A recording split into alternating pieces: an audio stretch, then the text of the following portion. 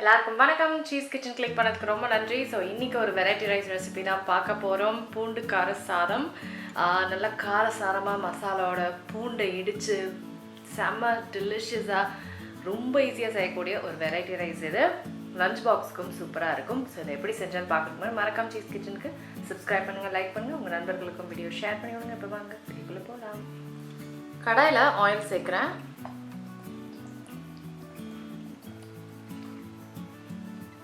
ஆயிலில் கடுகு சேர்க்குறேன்.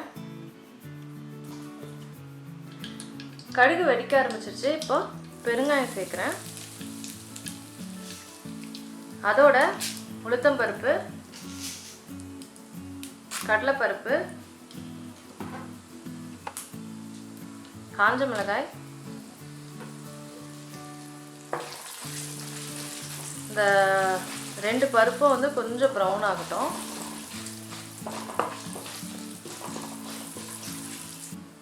அப்புறம் வெங்காயம், கருவேப்பிலை,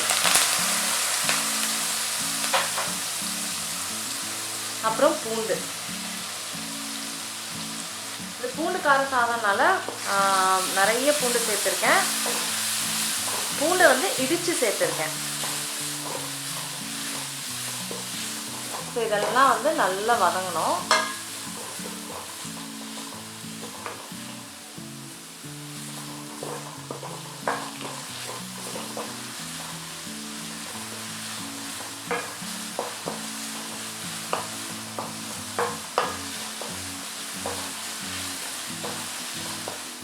வெங்காயம் பூண்டு நல்லா வதங்கிடுச்சு. இப்போ வந்து மசாலா சேர்க்குறேன். சாம்பார் பொடி, உப்பு, coriander powder, turmeric powder, chilli powder. இது எல்லாத்தையும் நம்ம நல்லா குக் பண்ணிக்கலாம்.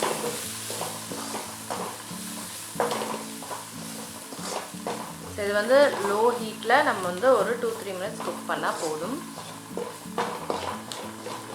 ஸோ நல்லா குக் ஆகிடுச்சு மசாலாலாம். இப்போ வந்து ரைஸ் சேர்க்குறேன்.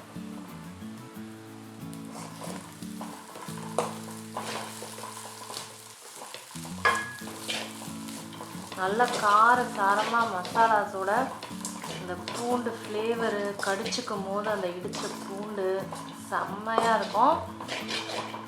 சூப்பராக இருக்கும். ரொம்ப ஈஸியாக சட்டுன்னு செய்யக்கூடிய ஒரு ரைஸ் இது.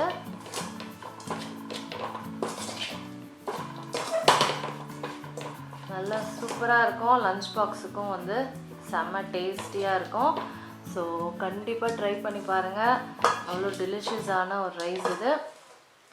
நான் உங்களை சீக்கிரமாக அடுத்த வீடியோவில் சந்திக்கிறேன். வணக்கம். இருங்க எங்கே போகிறீங்க?